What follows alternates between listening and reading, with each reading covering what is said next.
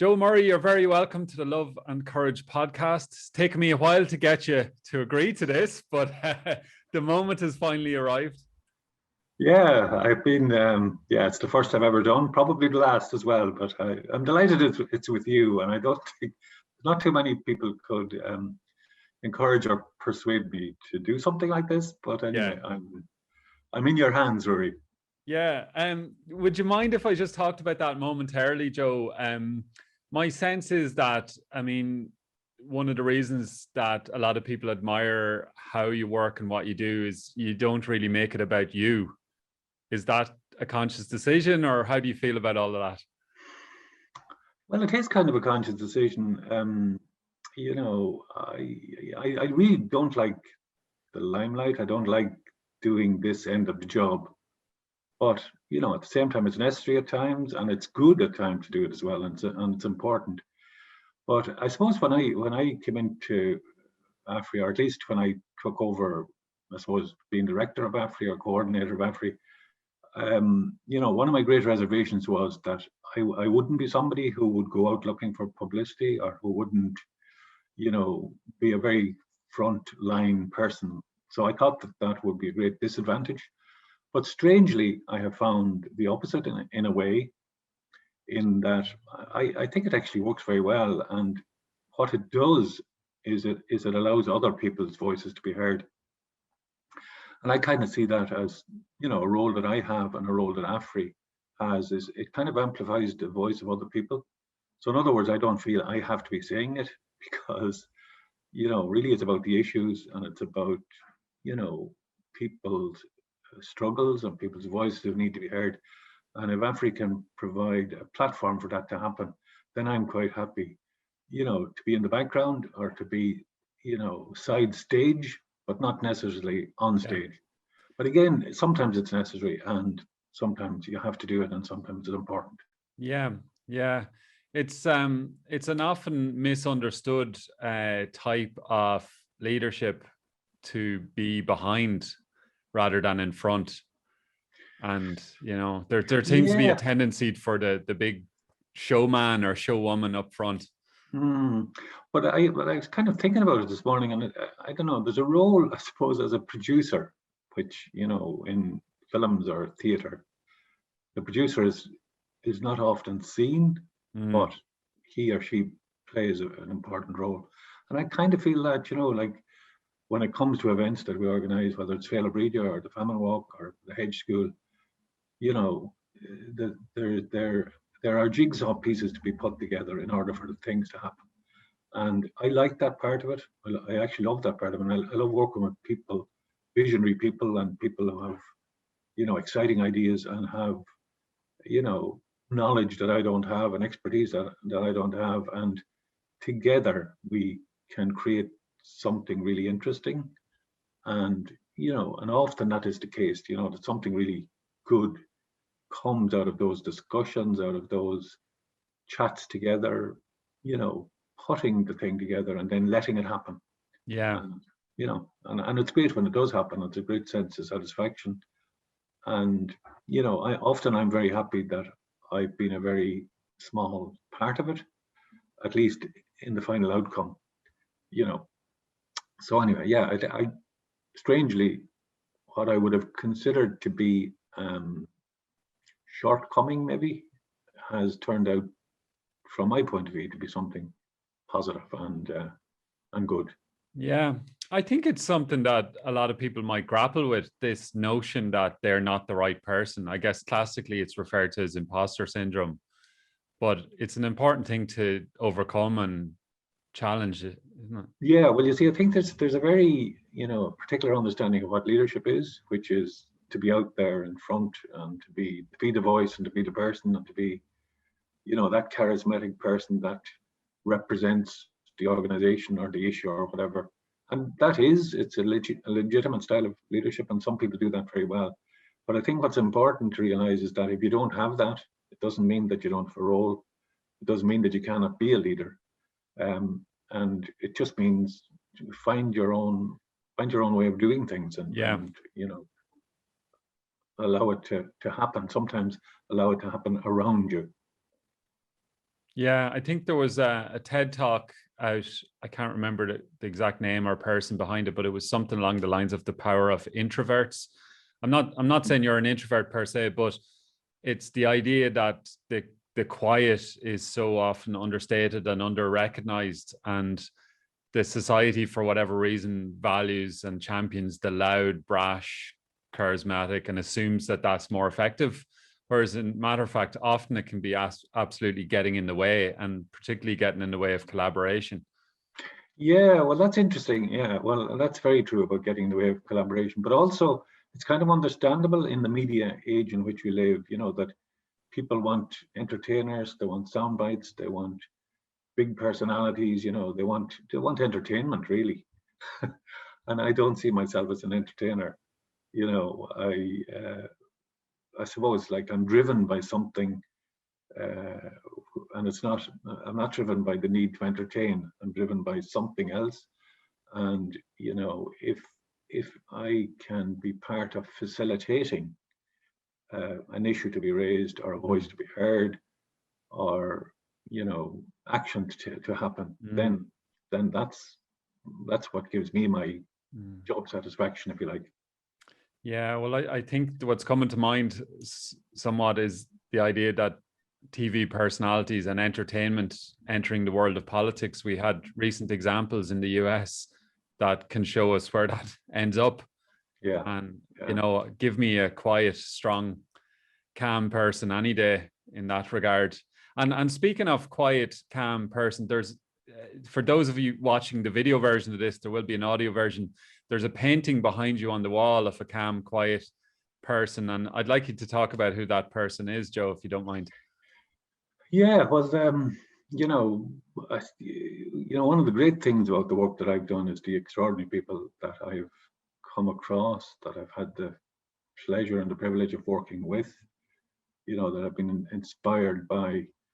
And, and often, like you're saying, not the obvious people, but the quiet, consistent campaigner, or, the one who consistently works for justice, And one such person is Colm Roddy, who's, amazingly, I find it amazing that he's actually he's on the wall behind me, and he finds it even more amazing. I was talking to him recently, and he had a great laugh at the idea of it, because he probably, without exaggeration, is one of the most humble people I've ever met. He's extraordinarily self-effacing and humble.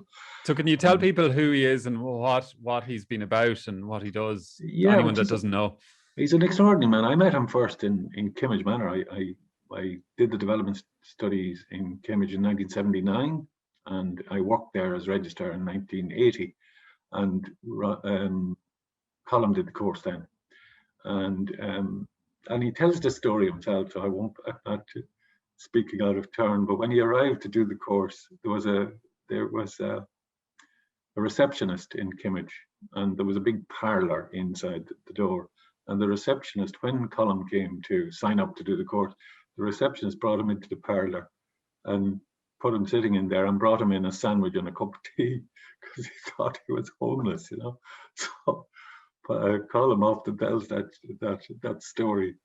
But so he did the development studies course, and he had been an engineer by profession, but he actually left. He walked out of his job because of the political corruption he saw, the politicians interfering in planning and all that. So he was a man of incredible principle then, and continues to be now. Then he went to Ethiopia. He worked there for, I think, 6 years. He's married to Sally Fay from Beatrice Christie. They have 3 children from they adopted in Ethiopia. And then Colm went on to become a peace activist, really, almost full time. And recently, then, I suppose why his picture is behind me on the wall is because he did an action in Shannon 5 years ago now, and in protest at the use of Shannon by US military. And he and Dave Gunham went in, and they did it from a faith perspective. So it was a faith action, a faith action in opposition to war. And they cut the fence, went in and waited to be arrested and were arrested. And then 4 years later, they were brought to court, and there was an extraordinary court case last year, which I attended, and they put forward an extraordinary defense of their actions, and they were both actually found not guilty, both Dave and Colm. So yeah, so it's an extraordinary story, and it's a great, it's an inspirational story, really, because as we were talking about earlier, leadership takes many forms, and Colm is often seen on his own outside the door or outside government buildings, just holding up a placard, reminding us and reminding the world of what war is about, and particularly about Ireland's involvement in it through Shannon Airport. And that's an incredibly important message that we need to get out. And the importance of what Colm did and the integrity with which he has done it is fantastic, And I think he's in and around the age of 80. He might be a little bit south of 80. Very close to it, which is fantastic, and he's still, incredibly committed and devoted. And that painting was done by Owen O'Loughlin, which is Corey Pearce's grand nephew. Did this painting of Colm, and my sister-in-law bought it for me. So that's why Colm ends up on my wall behind me. So Shannon has been a long-standing issue of concern for you, for Afri, and for many people, but it also seems to have gone a bit quiet in recent times in terms of the public visibility, notwithstanding the actions of Dave and Colm and others. But why do you think it's so hard to kind of get traction? Or, consistent polls have said the public does oppose the militarization, the military use of a civilian airport for foreign wars and so on. But yet, it seems to flare up and die down. The Labour Party, the Green Party, others have said they opposed it, but then they get into government, not much happens. Yeah, I agree with you completely, Rory. And it's a very frustrating issue, like since the beginning, Afri has been involved in one way or another in trying to oppose it, to highlight the obscenity of what's happening. But as you say, we've had little or no progress, which is sad to report. But I really don't understand it. It's a thing that should be, a number one priority for people, but it's not. And that includes people who are concerned about many social issues and many justice issues. But I've been talking about this recently with a colleague and Afri board member, John Maguire, as to, I don't know what it is that we have a great difficulty in confronting the issue of militarization and war. And in one way, it's very understandable because it's a very overwhelming issue. It is, along with climate change, it's up there as really the greatest threat to our planet. And the two things are completely interwoven and interlinked, climate change and militarization. And we've managed to take on board the climate change issue. It's actually been addressed.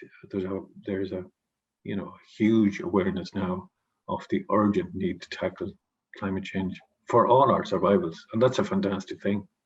But there's not the same awareness at all in relation to militarization and war, which holds equal potential to destroy our planet. Like we have more nuclear weapons than can destroy the planet several times over, and governments are adding to them. We had this shocking announcement recently that the British government is going to spend an initial 78 billion on increasing their, updating their military hardware. And I was talking to Richard Moore yesterday from Children Crossfire, and they have completely cut the aid budget, the British government, including the work that Children Crossfire do, this incredible important work. So it's a clear example of how the war industry is being supported and funded, and peace and development is being neglected and underfunded. But there's no sense of outrage about that, and I find that extraordinary. That I don't know what it is. We don't seem to be able to take on board or face up to this. This essential threat to our planet and to ourselves. You know, $1,900 billion is spent every year on weapons and preparation for war. $1,900 billion. Imagine what that could do. You know, we did a project in Afri called Just a Second, where we calculated what the arms industry costs every second, and we used the money we raised to fund 26 anti-poverty projects all over the world. That's from 1 second, and that was, you know, that was 15 years ago. It has almost doubled since then. So it's an extraordinary issue. It's one that we have to confront. We're not doing so, and I don't know, we haven't got the language. But I suppose we didn't succeed for a long time with climate change, and then something happened, like Greta Thunberg emerged, and maybe it'll take something like that for us to realize the urgency of the issue of militarization and war that faces us. How much of it do you think is a education, information, and awareness conundrum, whereby, you know, you certainly might read about conflicts in the media, or you might read about refugees drowning and so on, but very rarely do you find out about where they're from, what they were fleeing from, and who was bombing them, and where the bombs were made. That's exactly the issue, Rory. And until we begin doing that, I think, you know, Jack Hines, he was a board member of Afri, and he said, you know, you can either, if a tap is leaking, you can either keep on mopping up the water off the floor, or you can fix the tap. And that's what we're not doing in relation to the whole issue of refugees and forced migration. We're not looking to what is driving them. You know, it's climate change and war, and we do recognize the climate change dimension to it, but people governments and corporations continue to supply weapons to the most brutal regimes, and they do it without, you know, respect, as if it's a respectable thing to do. Donald Kelly wrote a play called The Business of Blood, and really, that's what war and the weapons industry is. And sadly, Ireland is getting more immersed in that, and again, it's happening by stealth, and there's very little awareness or opposition. What were some of the early kind of formative experiences or people in your life that led you to get an initial awareness of the world around you, whether that be as a child or as a teen, and then later as into your 20s and so on? Yeah, well, you know, I came from rural Ireland to County Longford, a very remote part of County Longford, and but my parents had my father in particular had a great sense of the world and of, you know, what's going on in the world. He listened to the news avidly. He talked about things that were happening, you know, and my mother would have been less interested, but incredibly compassionate, you know, like particularly in later years when we had television, because we didn't have television for much of my youth, but later on, like the empathy that she had for suffering people, it was extraordinary. It was as if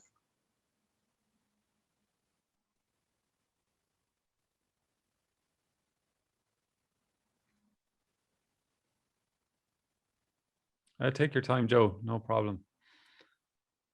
Sorry, geez, I don't know where that came from. Well, you know, I think underneath so many of these issues are, I suppose that's, you know, I wasn't at the forefront of my mind there, Joe, but at the end of the day, you know, the things that drive us on end up being deeply personal, don't they? And the people that influence. Exactly, yeah, that's exactly it. Yeah, you know, you just think of, I suppose, yeah, I began thinking about the struggles that my mother went through and my parents went through. You know, but they still had that generosity of spirit, you know, that they weren't just focused on looking after their own family, but they had an awareness and an outreach to other people, and that kind of compassion, which is incredibly important today. You know, it's not outdated. It should, you know, it should run through everything we do. You know, because if we get harsh and you know, uncaring, then we're losing something really important, you know. So Joe, it seems that apple, you know, didn't fall too far from the tree for yourself, but but also for other family members. You know, I would have met your brother Paddy, for instance, and it seems that the values and the influence of your parents really kind of was massive for the whole family. Yeah, it's actually true, Rory, and it's interesting because, you know, I knew I was doing this today, and I was thinking about it, and yeah, so my family, all of them, like I'm one of 8 in the family, and all of them are involved in somewhere or another in CASA, which is the Caring and Sharing Association, which my brother founded, or in similar types of work, you know. So yeah, so I suppose what it does show is how much influenced we are by our family situation and by the values that our family holds. And you know, like one of the things I was thinking about is we had an aunt who lived across the fields from us, and she was a fantastic character, and we loved to see her coming because she was great entertainment. She was Aunt Mary, but she'd always come with a little parcel under her arm when she'd come to visit us, and she'd open up the parcel, and it would be a jumper that she had knitted for one of us, you know. So, you know, she had her family reared, so she looked to help out then with us because we were coming up later on. But like that lovely generosity, again, that generosity of spirit where she did what she could. She didn't have a lot herself, but she knew how to knit. So she came, and we'd all be wondering who would get the jumper this week, you know, or this month. So yeah, so I think there is that kind of, that dimension of kindness and generosity and goodness, really, which is there, and that's something we should retain and treasure and bring into whatever we do in life, you know. We can, it's a very important to have a good political analysis and to be, you know, clear about the causes of injustice, but I really strongly believe that we have to do it with compassion and with a degree of kindness, because there's enough harshness and hardness in the world, you know. I'm staying with County Longford for a bit. I think I recall you telling me about an epic battle in the area you're from. I don't know if it is something you can talk about on the record, but there was something concerning a pig farm. Is that something that you can talk about? Oh yeah, I'm quite happy to talk about it, really. Some people think I never stop talking about it. Pat Pigeon used to call me Slurry Murray at one stage, so I'm happy to do that. Oh God, love it. I don't want that name to stick. Yeah, like you know, like I grew up on a small farm. It was like, amazingly, it's what we're trying to recreate. It was a sustainable farm. We grew our own vegetables. We had a few cows, we had sheep, and we had goats, and we had a litter of pigs as well, a sow which produced a litter. You know, so I don't have any animosity towards pigs per se. But then, you know, some years ago, a neighbour sold his land, and it was bought by this man, and he built a gigantic piggery which now has 34,000 pigs in it. And I really think that's obscene, in the sense that, you know, just they never see the light of day. They're born, they're fed, they're injected, whatever, and then they're sold. And you know, so there's that, and then there is the environmental consequences of it. You know, like piggery smell, and you know, like as far as I'm concerned, it has contaminated the place of my birth, which is, you know, it's a great regret. My family still live there. My sister lives there. We visit her. Well, we used to visit her regularly when we could, and we will again. But yeah, it's terrible that you have to now breathe in the foul air of the piggery when you go to your home place. You know, it really does speak to the damage of industrial agriculture. You know, yeah. I'm not suggesting that we're going back to sort of small peasant-like farming, although that certainly has its merits, as Untitled Chapter and others would advocate, and organic farming and permaculture and so on. But I mean, when you get to that level, 34,000 animals that, as you said, never see the light of day, and there's health, environment, and all sorts of issues there. Yeah, I just think it's wrong, and I think future generations will look back and say, how do we let things like that happen? But at the moment there is a demand, and demand is being met, and but hopefully, and I think it is obviously there is an increase in awareness about climate change and the impact of it, and one of the issues is intensive farming. Like it's a huge contributory factor, so that has to be addressed. And I would love a more humane kind of farming system emerged. Your thoughts around this, Joe, have they influenced your own kind of consumption choices and diet and so on? And are you vegetarian? Yeah, we are vegetarian now. Again, I'm vegetarian for about, I don't know, maybe 15 years, something like that. So it took me a long time. But yeah, all except one in our family is vegetarian. So yeah, and I do think that's important. For environmental reasons and for animal welfare or care for animals, I now would find it difficult to think about eating meat, whereas one time, for most of my life, it was a completely natural thing. And again, when I grew up at home, you weren't in a position to choose or to be fussy or to say I want to eat meat, because if you didn't, there wouldn't be that much else.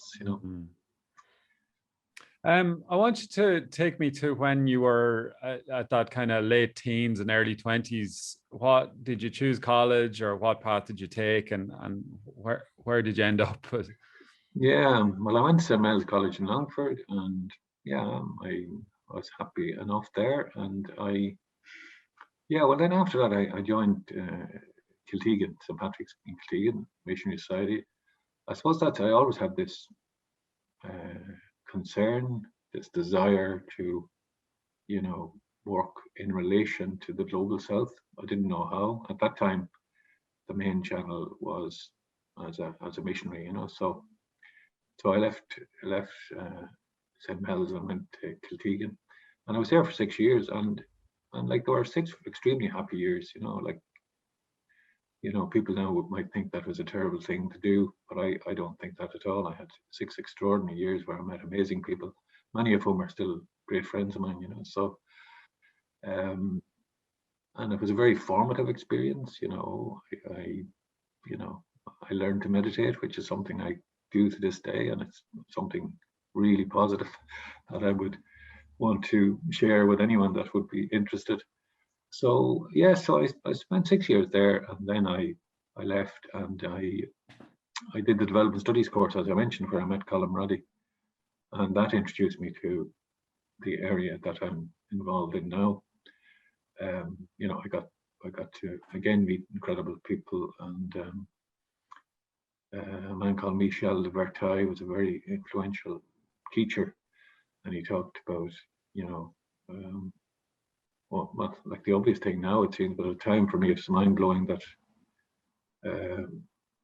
hunger is man-made and man-maintained, and it can be changed by people if the political will exists. Man is a sexist term, but it's appropriate, I think, in this context. And so my mind was really opened up. I met people from all over the world there, and it was just a fantastic place to be. Yeah. And ultimately, you chose not to become a missionary as such, Joe. So, like, what was involved in that choice? And then, obviously, you could argue that you took the same impulse and moved it into different directions. Yeah, well, like I was 6 years, and it was a 7-year course, so I was at the point of decision making, and yeah, and I was quite open to the idea at the time, but what I felt was I had, grown up in rural Ireland. I had gone to college, and then I had gone straight into a seminary, and I was now going to make a lifelong commitment without having had any real experience of life. So that was the main thing. I said I was leaving for that reason. And yeah, so and then when I came out, I got involved in working with homeless people in Sherrard House. Actually, a great friend of mine then was Tony Ryan, still a good friend of mine, and we worked in in shared house, and we set up a house then for homeless people. And so that was, for me, that was incredible, coming out of a seminary, and I was really now in a whole other world. But it was extraordinarily mind-blowing, really, to see what was happening, the condition of people in homelessness, and and then to meet people who are doing some great work on that area. So yeah, so I got completely involved in that, and then I met Mary Lou as well, so that had a part to play. I'd say it had a large part to play. It had a large part, but yeah, well, we met, and and then we broke up for 7 years, because you need to think about things before you rush into them. And yeah. But anyway, it seemed to be meant to be, because and it's been one of the great experiences of my life, meeting and marrying Mary Lou eventually, and having 4 children that we have. Yeah, wonderful. I think during those 7 years, I think you had an initial, from my own memory of talking to you before, did you spend time? You spent a year or 2 abroad during that time, did you? You have a good memory, Rory. Yeah, well, one of the things I did then was I went to Brazil, and like at the time I was very influenced by liberation theology, and that man Michel de Vertaille that I mentioned, he was a great liberation theologian, and like it was really exciting what was happening in terms of liberation theology, particularly in Latin America. So I went out to the Kiltigans in Recife, in northern Brazil. There was a man there, I don't know if anyone will have heard of him, Helder Câmara was his name. He was a very radical bishop. He's famous for saying, when I give food to the poor, they call me a saint, but when I ask why do the poor not have food, they call me a communist, So so we're in Recife, where he was. In fact, I met him, and he was a very inspirational figure, and stayed with the Kiltegan guys there. And like, it's just fantastic what was happening, the real sense of, really people struggling for justice, and, working in the favelas. And it was a very enriching and challenging and amazing place to spend time, So I suppose that certainly reinforced my decision as to work. This is the area I want to work in. I didn't know how I was going to do it, but I knew this is what I wanted to do. And I was just very lucky then the doors opened, where I ended up in Afri and worked overseas with Concern in Sudan. And, so the circumstances and people lead you in directions.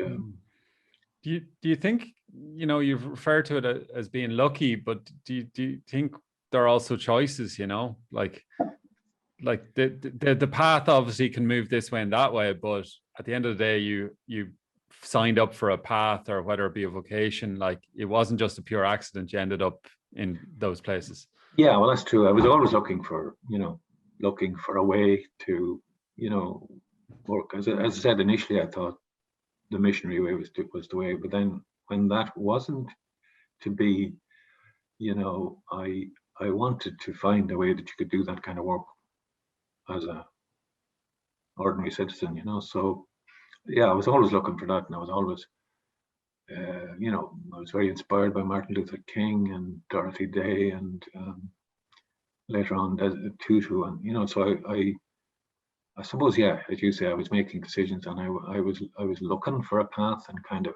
following that path as I was looking. But yeah, I was searching and making decisions, but also very lucky that ways opened up. Did livelihood ever come into your mind, or did you think about it much in terms of careers and salaries and houses and starting a family? Because that would be at the front of a lot of people's mind when they choose what direction they go. Exactly. Well, that's very interesting question, because we were talking about that the other day with with my son here, who's 25, you know, and I was saying, well, like he was saying, he'll probably never buy a house, and I was saying, well, when I was 25, I never thought I would buy a house either. Although it was much more achievable, but not for me. And like you said, I had no intention, I had no thoughts about buying a house. Never, I didn't even think about being a father. I just thought, this is, you know, I had an idea about the work I wanted to do and the ways I wanted to do it, and that's really I was completely preoccupied with that. I'm not necessarily saying it was a good thing, but that's the way it was. I suppose I was lucky in the sense that Mary Lou is a bit more practical, and she kind of thought it was a good idea we'd live in a house if we were together. So you know, Mary Lou is a good balance. Yeah, do you think that speaks to the idea that you know, if you choose the core decision from the right place and commit to it, that, you know, obviously environment and circumstances vary massively and have a lot, can add a lot to the way, you know, as in the housing market is the housing market. If it's bad, it's bad. But on another level, things have a way of working out as well. Yeah, well, certainly that's true for me, you know, and it's true for a lot of people. But then I suppose, yeah, as you say, not everybody. I had a lot of advantages, really, you know. I had, you know, very secure upbringing, and I had an education, and I had contacts, and you know, so I kind of had a good network around me, including, you know, I have great siblings who are very supportive, have always been, and continue to be.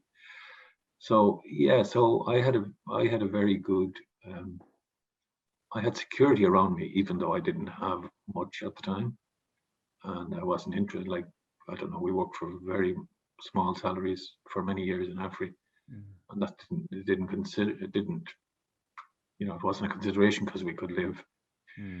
But so to a certain extent things will work out, but they'll work out better for some than others, because some have an advantage already, you know.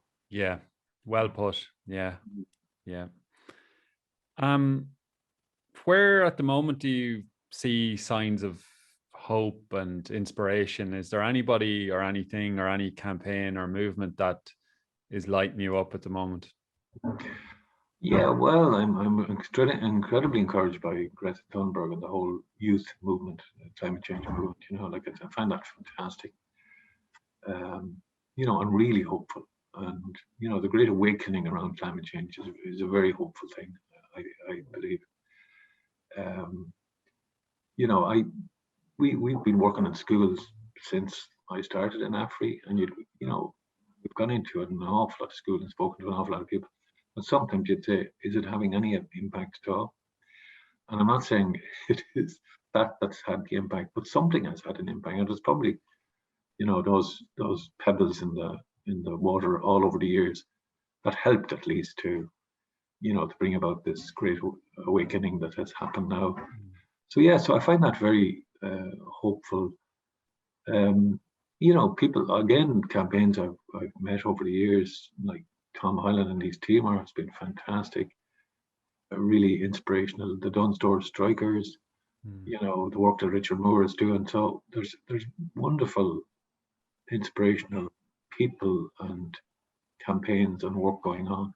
Could you give listeners and viewers just a quick snapshot of Tom Hyland's story and also the Dunstore's story? Yeah, well, I suppose Dunstore's first was obviously they took part in an anti-apartheid strike in Henry Street in Dublin, Dunstore. And again, that's a phenomenon that 10 young people walked out of work because they refused to handle what they called the fruits of apartheid, literally fruit that came from South Africa during the apartheid regime. And, you know, Afri had the great pleasure of accompanying them on part of their journey and standing with them on the picket line. You know, we had the connection with Desmond Tutu, and he invited them to South Africa. So we had a part to play, of course, a small part to play, because it was all about the strikers. So yeah, but again, just to think that they did that. You know, we talked earlier about the spirit of generosity and kindness, and that's part of it. That they gave up their jobs literally. Like it's amazing. One of them lost her home because she was on strike, and like it's just fantastic. And they were recognised then by the ANC and South African leadership and the anti-apartheid exactly. movement. And Nelson Mandela met them when he came to Ireland, and he said they were part of the history of South Africa's struggle for freedom, which is fantastic, and rightly so. They were amazing.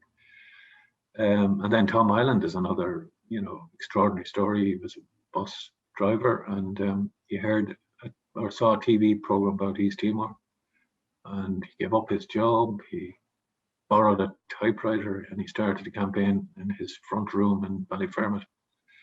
And it certainly was one of the most amazing campaigns that I ever was involved with. And I was a very good friend of Tom, still am. He's living in Dili now. But it was just such an amazing thing to see how he operated. And he was utterly dedicated. He just gave his life to it. But he also had a fantastic sense of humor. So, the combination of those two, like, he was incredibly popular with every politician in Dáil Éireann, because he led them all to believe that he was voting for them. Probably would like to say that, but anyway, he's just able to get on with everyone and bring everybody with him for the cause. And he had this absolute 100% commitment to Timor. And like in 1999, Timor achieved its independence, and he he went there as the honorary consul, and now he's living there. And but again, it's just one of those amazing stories that when I haven't been in schools in a long time, but when I do go to schools, the two stories I tell young people is about the Dunstore strikers. Somebody sitting on a cash register in Dunstores, would they be the first to say, I can do something about apartheid? But they did. And Tom Hyland, bus driver who just saw a program, and I have no doubt that the campaign in Ireland made a massive contribution to the whole struggle in Timor. The places like Palestine are coming to mind now when we think, what can we do? And there's always something, isn't there? There's always something, and and there are great people working on Palestine, and the issue is kept alive. It's a horrific situation there, and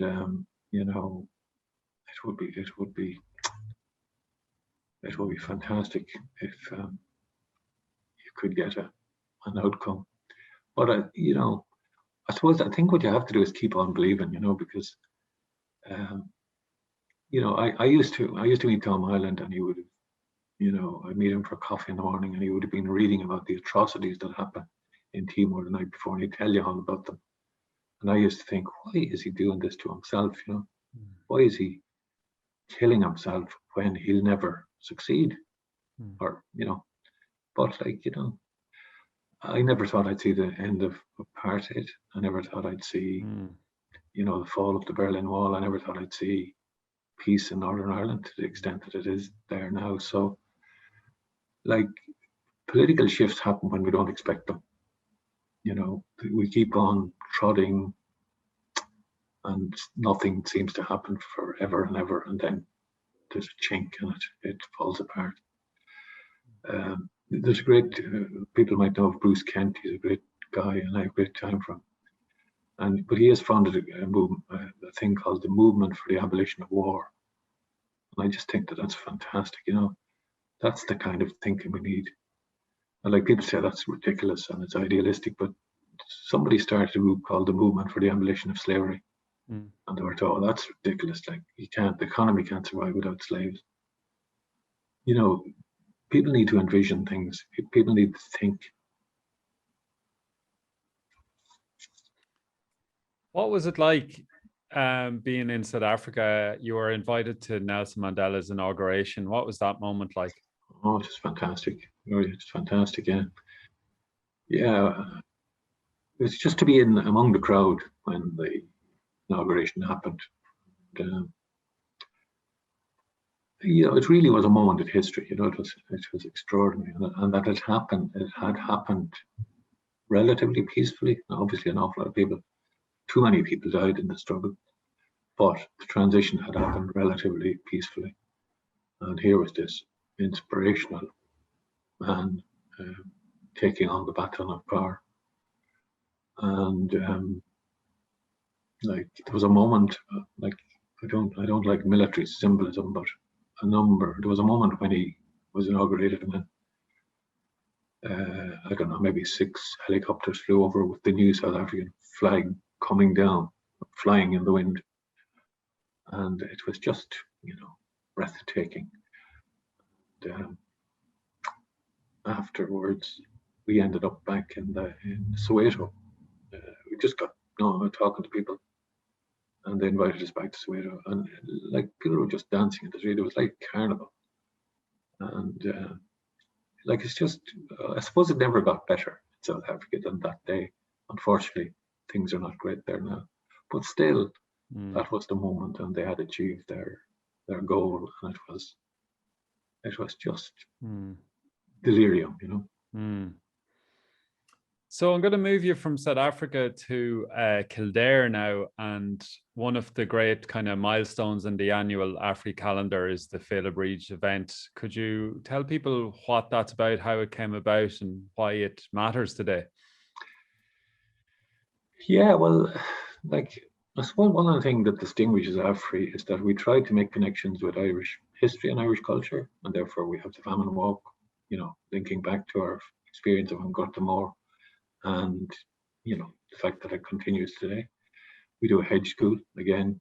The hedge school arose when people were denied education. They created their own form of education, the hedge school on Skull Cush Clee, which is a lovely idea. But then Féile Bríde is the festival of Bridget, and Bridget is pretty exceptional. Whether it's Bridget the goddess or Bridget the saint, it's or the symbolism of Bridget is powerful as a woman, as a woman with power at that time. And then there's this story told about the fact that a poor person came looking for food, and she gave away her father's most treasured possession, his sword. And the importance of that symbol, really, is there any more important symbol today that we need to do than to give away the weaponry and the cost of war and provide for the needs of people? So so there's a rich symbolism, and in 1982 or 83, Sean McBride launched what we call the St. Bridget's Peace Cross campaign in Derry, and that was just young people making the old traditional Bridget cross, but we called it a peace cross, and we built a campaign around it of disarmament, really. And so when we had done that for 10 years, we decided to have a conference in Kildare, and it just happened to be at the same time the Bridgetines were returning to Kildare. So we meant it to be a once-off event, but it has continued up to now. And it's a festival, and it's it's about care for the planet. It's about anti-war. It's about the rights of migrants. It's about asylum seekers, people in direct provision. So I think we can take on these issues, and we really need to take them on. But when we can connect them in some way into our own history and culture, they resonate with people more. And and I think that's an important part of that event. And always we would have music and poetry in everything we do, and I think that's incredibly important. Going back to what we talked about earlier, is that we can just be very harsh, and we tend to do this in the beginning, that everything was just berating, a litany of disasters, as somebody characterized it. I think you can't just inflict the litany of disasters on people. You need to give information, you need to empower people. But I think music and poetry plays a very important part, very important function in the whole work of justice, you know. Who was it that said, if I can't dance, I don't want to be part of your revolution? I can't dance, but I could try. But yeah, so, but I think we just need that element, that cultural, social, you know, recognizing that we're human beings with many dimensions, not just minds and brains. Thinking about Kildare there, I'm just thinking about, I'll never forget the image of the Dalai Lama going to Kildare, that obviously yourselves in Afri and Children in Crossfire were made happen. And yourself and Spunna. Well, that's, yeah, there was a variety in the mix there, but, you know, not least Richard Moore as well. But the Dalai Lama arriving into this essentially small town or in rural Ireland, and the image of him meeting school kids and then presenting him with a Bridget's cross, and then the next day, that becoming a front page of the Irish Times, a very big, powerful. So what I really saw was this ancient Irish symbol and a Tibetan refugee, essentially, from this other ancient society. And there it was, you know, there was such a magic in that. But two of the kind of key people in that were like Sister Mary and Rita Minahan, the Brigidines. They're, what you might say as well, other quiet forces in the background that many people don't always hear about, but when they meet them, they know about it. Could you talk a little bit about those, if you don't mind? And they'll probably cringe to hear themselves talked about, but look at, sometimes you need to name it. Yeah. Oh no, I agree with you completely, Rory. It's interesting, actually. Tomorrow, I'm speaking at it's a pre-chapter meeting that the Brigidines have their chapter, and they've asked me to speak on the theme of how can we be good ancestors, which I think is a beautiful idea, you know. And you know, and yeah, like you say, we kind of have had a partnership with the Brigidines for many years around Féile Bríde and the Bridget Cross, and what they're doing in Féile Bríde and elsewhere, like in the Tala Interculture Centre, is incredibly important. And you know, it's kind of reclaiming Celtic spirituality, you know, that wasn't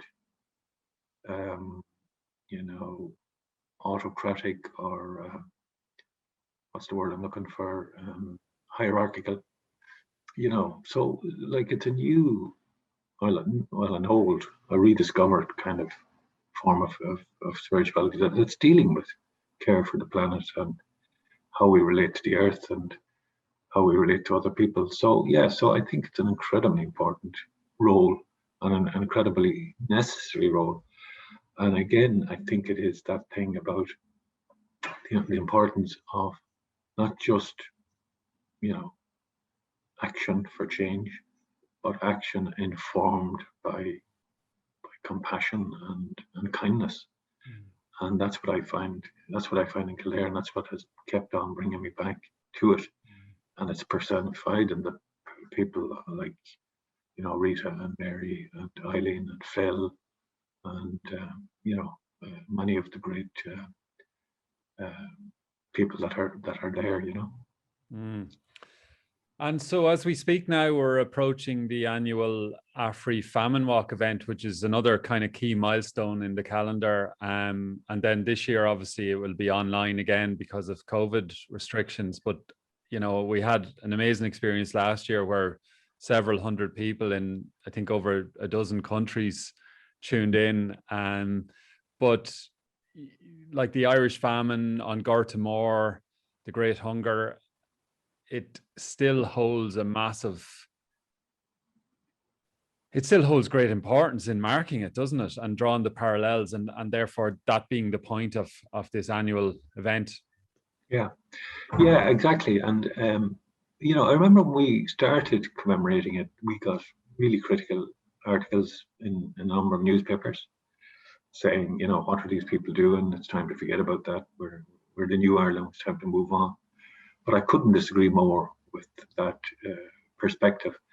I really think we have to learn from our history and bring the important elements of it forward. Now, obviously, history can be interpreted in many ways, but and that's why in particular we want to interpret on Garth Moore, well, in terms of the impact it had on our own people, the suffering that they had, but the fact that we can learn extremely important lessons for today.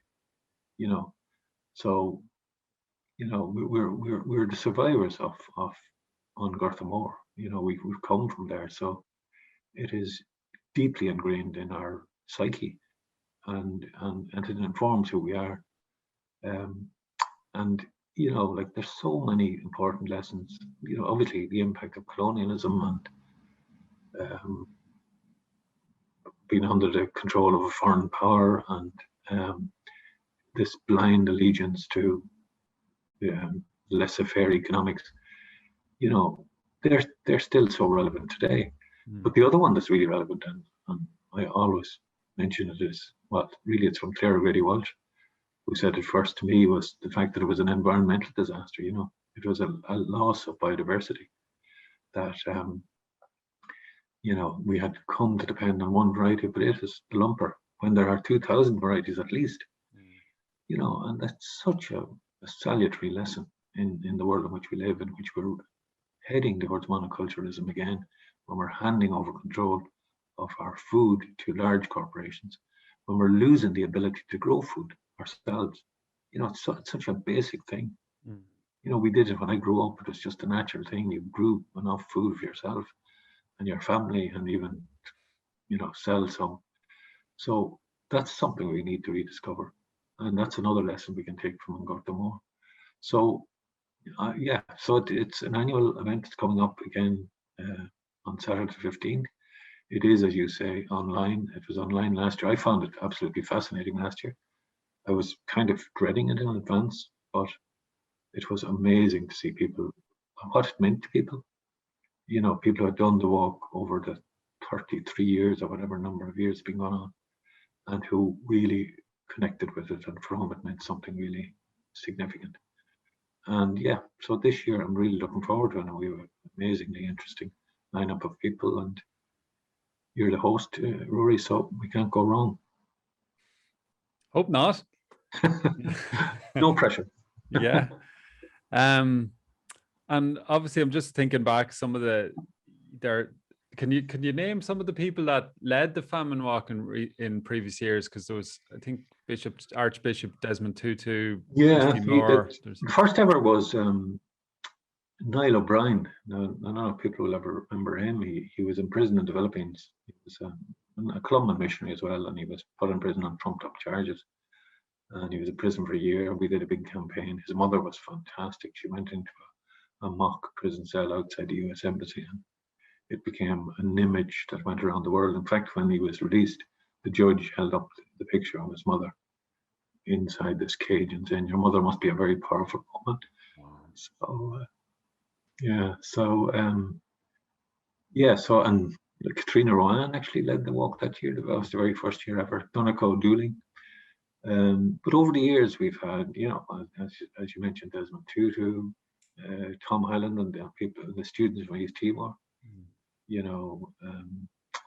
Well, Christy Moore, Ronnie Drew, Damien Dempsey. The Catholic worker, the Pit Stop Plowshares. Did they lead it one year? Kathy Kelly did. Kathy did, yeah. Yeah, she's from that tradition as well. So, got the name of the woman who, that famous iconic photograph from Vietnam. Yeah. Yeah. Her name doesn't come. Yeah, I should remember that now, but it'll come back to me. But so it's. I think it's an amazing event as well. Obviously, I have a very strong emotional attachment to it, but it just brings so many elements together: history and Garth Moore, and that incredible location, the Dulac Valley. I don't know if there's a place like it anywhere. It's amazing. And then it's the memory is very much alive there, isn't it? And to draw those parallels. Yeah, exactly. Is it Kim Puk? Kim Puk, exactly, Kim Puk, yeah. Yeah, and remember we had people from the Maya, and like it was extraordinary.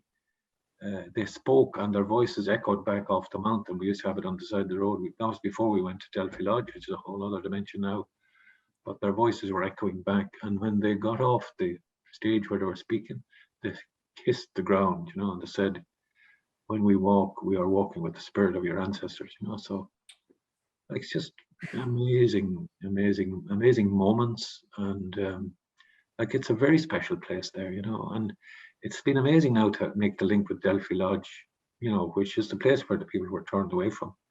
But now Michael Wade is there, and I think it's a fantastic example of how we can reinterpret history and how we can change things. And he has welcomed the walkers. He has created a memorial to the famine victim, the people who died on that walk, and to all victims of famine. And he is creating an oak grove there in memory. And, you know, so just really reinterpreting and changing what was a really dark memory and experience in history. Yeah, it certainly, and I think nothing can, obviously we'll have a great gathering online, but I think nothing can take away from that experience of walking alongside hundreds of other people with the intentionality that comes with it.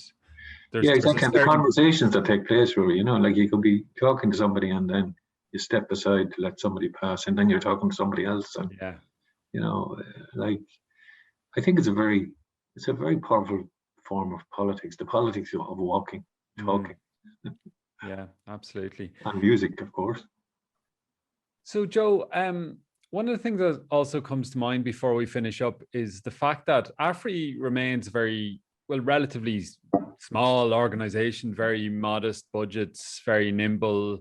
And, you know, Ireland has a massive charity sector, a massive NGO sector. And without getting too critical, I feel that sometimes, or rather too often, the spirit of the original intention of the founders and of the work gets diluted. Perhaps it's just an inevitable part of what we might call success, that the work gets mainstreamed and it settles in and it does what it does and it does it well. But when it comes to challenging orthodoxy or what might be injustice and systemic wrongs, we kind of need to uphold a fighting spirit. And when you get into nonprofit worlds and civil society and charity and fundraising, suddenly you can find yourself silenced or silencing yourself. That's been a continual kind of current for Afri, hasn't it? It has, surely, Rory, yeah. And I understand exactly what you're saying. And I remember, I don't know what year it was now, but it's a fairly long time ago. And Tom Kitt was the Minister for Overseas Development. And he invited everybody from the sector into Ivy House. And there was a big meal and there was waiters with things on their arms and bottles of wine. And I remember thinking, this is a double-edged sword. And I think it really was a moment when the sector was fairly tamed, you know. It was a moment when we moved from being outside the gates to being inside. And I think a lot of the edge was lost at that point, you know, or round about then anyway. Yeah, it's hard to keep the edge, and you do get tired, you know. And you know, I suppose we all, to some extent, compromise and become silent. But I think, you know, there's certain moments when you are reawakened, and like, for example, we were involved in the Rossport struggle, which is, for me, one of the greatest things, you know, that Afri has been involved in. You know, I talked about the Dunstore strikers in Tom Island. Well, the community in Rossport are on the same level. Can you talk about why, Joe, just particularly for anyone that maybe isn't that familiar? Yeah, well, Rossport is a beautiful seaside area in County Mayo, very remote as well. And Shell just came in and discovered gas and said they were building a pipeline right through the heart of the community. And the community said no and resisted unbelievably courageously, and put their lives on the line, and literally were beaten up. And you know, like, the way the Irish state operated against the people of Rossport is a scandal and remains a scandal. I hope someday it'll be unveiled. You know, every agent of state was used against them, and like these are unbelievably good, solid people. Like what I always thought is they were like a rural area, like where I came from, and I used to see people like my dad or my uncle being beaten up, and it just shouldn't have happened. It did happen. People got away with it, but again, history has a way of unfolding, and you never know yet what will. Hopefully, the real story will come out. But they resisted heroically for 12 years, 14 years, but eventually Shell prevailed and they built the terminal and it's now operating. And we got into a lot of trouble with our funding at that stage because we unapologetically took the side of the community. But it was a privilege as well, you know, like when you meet people like Willie Carduff and Vincent McGrath and Mary Carduff and the Shines, you know, you just know.